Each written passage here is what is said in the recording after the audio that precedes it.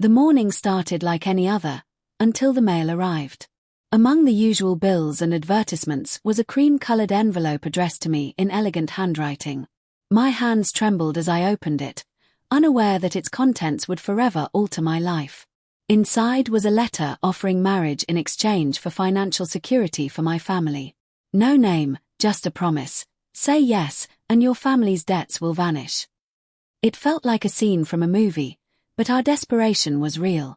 And so, the letter felt less like a question and more like a lifeline. We hadn't eaten meat in weeks. My father, once a proud builder, was bedridden from illness. He tried to hide his pain, but that night I caught him wiping away tears in the dark. It broke me. I showed him the letter, half expecting him to forbid it.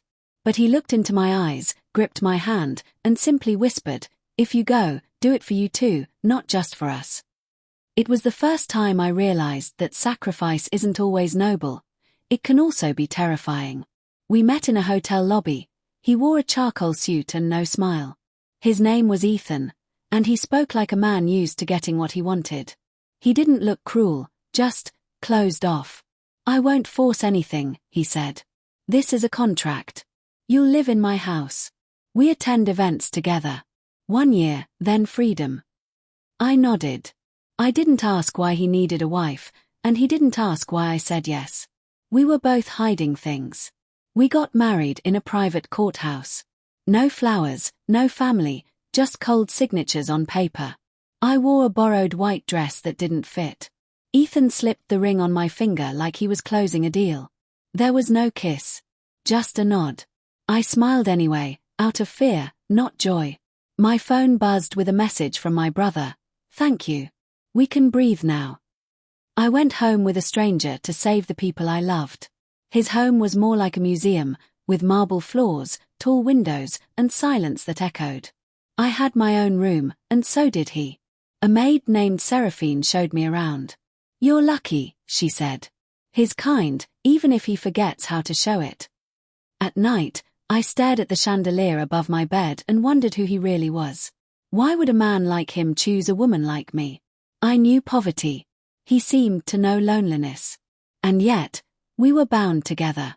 He never asked questions, but he had rules: no guests, no press, no lies. He kept to himself, worked late, and read in the study every evening.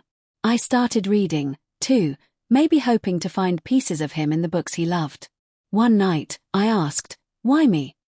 He paused, looked at me, then looked away. "Because you said yes." That's when I realized some people build walls not to keep others out, but to protect whatever is left inside. It started over something small, me leaving dishes in the sink. He snapped, and I snapped back. "You married me, not a maid." I shouted. He looked surprised, maybe even impressed. "I forgot you have a voice," he muttered.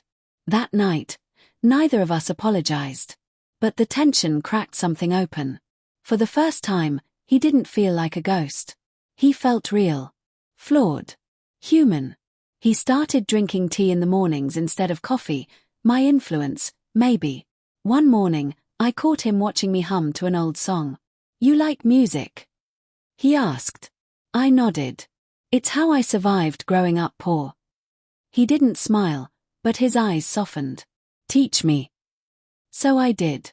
And in those quiet mornings, a thread formed between us, small, fragile, but real. He bought me a red dress for a gala. "You'll look like fire," he said. I laughed, half shocked, half flattered. At the event, people whispered about us. He held my hand tightly, as if daring them to question us. Afterwards, he confessed, "My mother wore red when she left my father. I guess I'm rewriting that memory."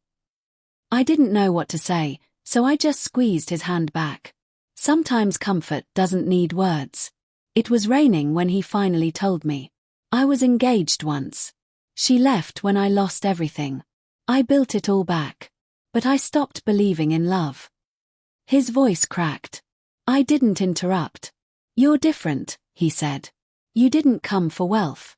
You came with a purpose." For the first time, I saw his pain not as a wound, but as a mirror of my own. We were both survivors, just with different scars.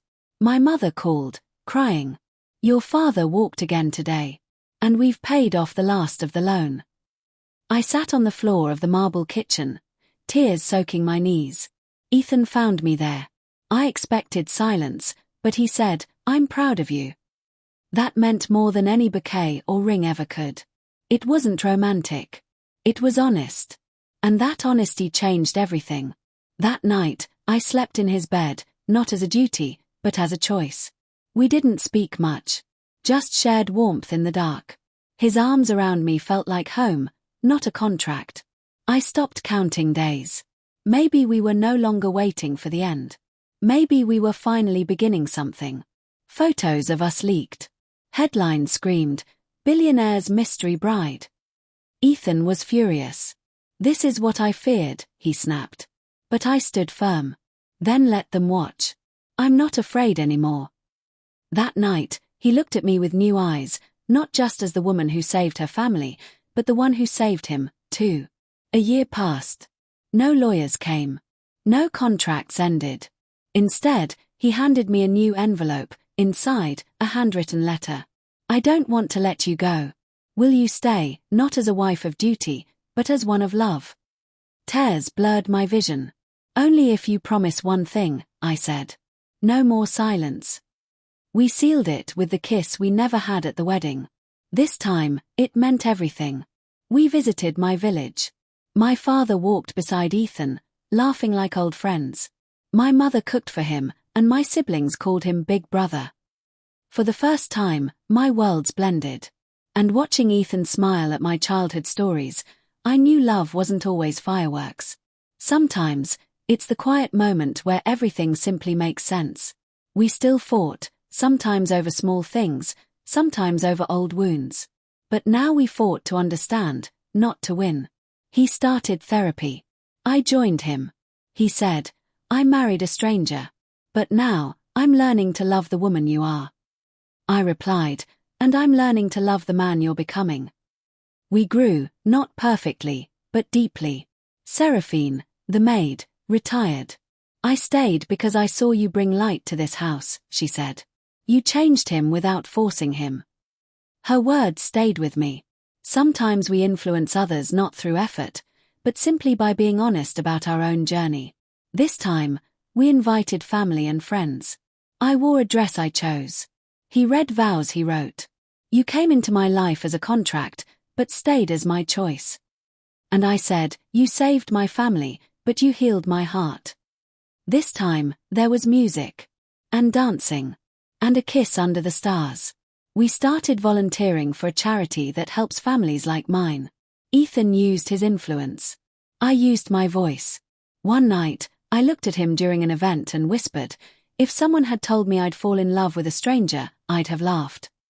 He kissed my forehead and said, strangers are just stories we haven't read yet.